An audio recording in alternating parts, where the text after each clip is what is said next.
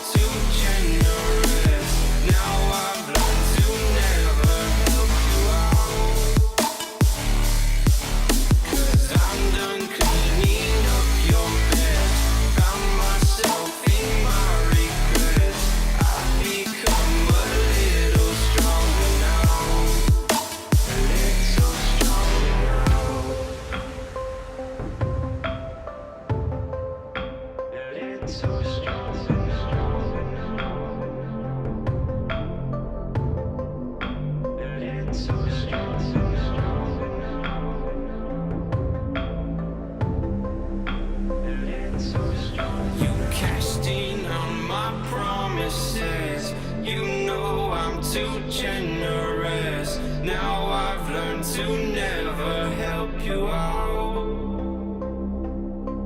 'Cause I'm done cleaning up your mess.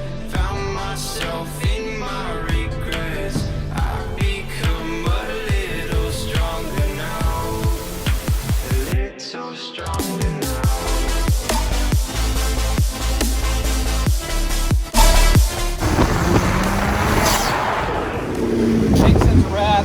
Love the car.